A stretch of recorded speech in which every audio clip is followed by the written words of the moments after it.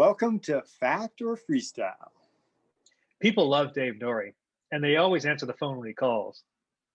When we get him on Zoom, we ask him to confirm rumors. Let's see how far down the rabbit hole we go.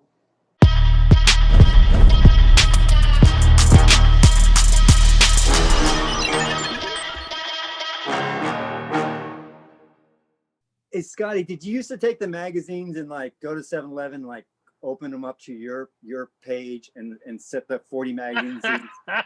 Is that a fact or freestyle? I'm just... Yeah, dude, that's a fact. That's a fact. I told you, Joe. I told you.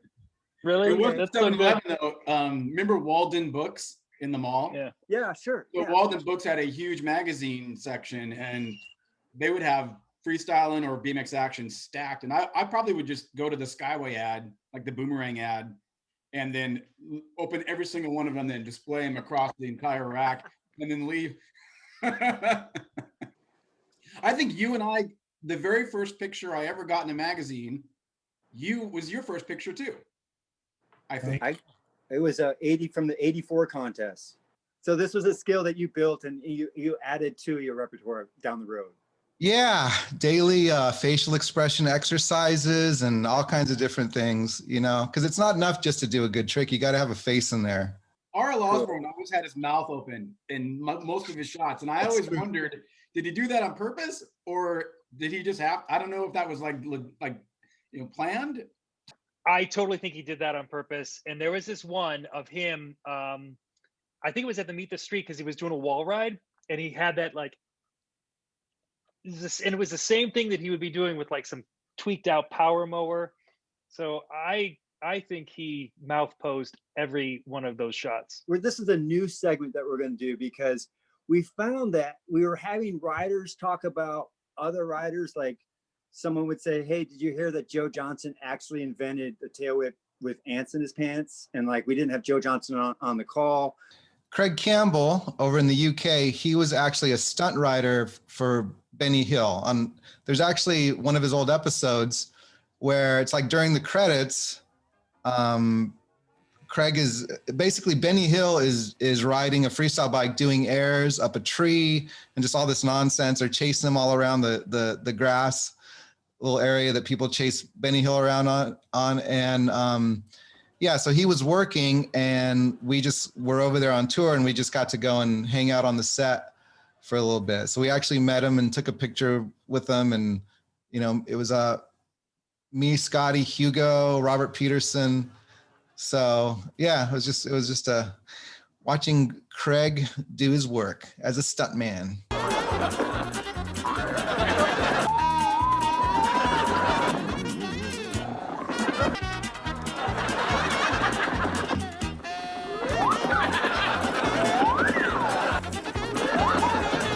Fiola taught Scotty how to do a boomerang. I don't know. Possibly, maybe him or Martin Appareo. Scotty, do you have any insight on that? I don't remember. I can tell you it didn't take me very long. The answer is yes. Eddie taught me how to do the boomerang. Eddie was practicing them in my driveway and he could get all the way around, but he never landed it and rode away.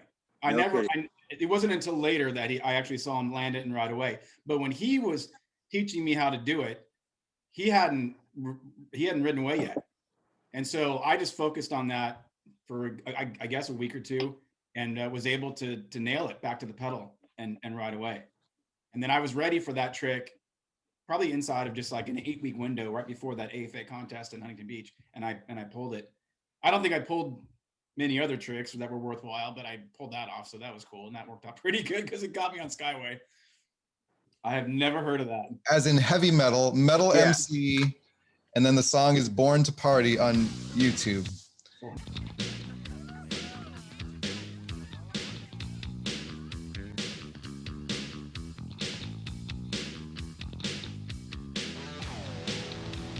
Yeah. So what I heard was it was going to be a bike made out of tough wheel material that would never crack, but if you bent it, you could put it in the freezer and it would straighten out.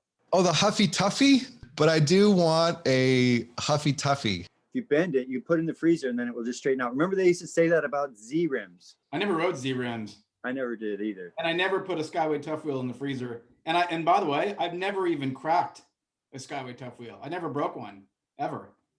Did you, Eddie? I don't think I did. I think I might have chipped the rim part off on one from a really bad hang up on something concrete. But even that, it still worked. And I just remember it was just a little piece chipped off, but it wasn't like the wheel broke. Eddie, I don't know the story of how you got on Skyway. How did you first get on Skyway? How did the whole thing happen? So I was, I think I was communicating somehow with Maurice Meyer. It might have been letters back before the internet. So, but I had seen him riding, and then we kind of connected. And then there was the AFA contest down in San Diego. And so I guess I did well there. Maurice was there, and he told some of the Skyway guys to keep an eye on me, because I guess we kind of already knew each other. And then after that was the Pleasanton contest. And so I went up there, and I think that's the one where the Pete and Dennis McCoy thing was. It's funny, I don't remember Dennis. I remember Dennis being there. I never knew that he wasn't like placing or whatever. That's really funny. Yeah, so we went up to the Pleasanton contest. I believe it was myself, John Peterson, Tony Murray, just kind of all the ramp guys. I did really good in that contest, and so at that point is when Skyway started talking to me a little bit. And then when they were about to go on their Europe tour, they needed a ramp rider, and I think Hugo was injured or something. I don't know. I remember just some circumstance where they need a ramp rider in a hurry, and so that's how I ended up getting on that. So the very first thing I did with Skyway is sign on and go right to Europe for their first tour. Was that right cool. after? Because the story goes with the this came out when we were doing these interviews with Pete and someone else. I think it was Oscar Gonzalez told me that the reason why the ramp was out. Oh, it was actually Brian, because Brian got podium doing one air. So he did one air in his contest, and he still got third. And it's because Oscar told us that Hugo crashed at Pleasanton during practice. That makes sense. You got on Skyway. Thank you, Hugo. His specialty became my ticket to Europe. Hugo is the best. Now I like him even more, knowing that story. Yeah, right. That makes sense now. It totally makes sense. People ask me where I've traveled to, and I list off all these countries, and then it's like, which country did you like the best? And I'm thinking, you know what? I don't really know, because it's not like I went to the Louvre or I went to, it's like, I remember where the dirt jump was in France, and I remember where the wall is in England. It's just, it was like not a sightseeing tour at all. That happened, but it's just kind of a funny thing. Yeah. It's like, Yeah. Well, thanks you guys. This was a lot of fun. Good, Cool. good seeing you all, and good meeting you, Joe. Yeah. Good meeting you, Eddie. Good meeting you, Scotty. Yeah, same here.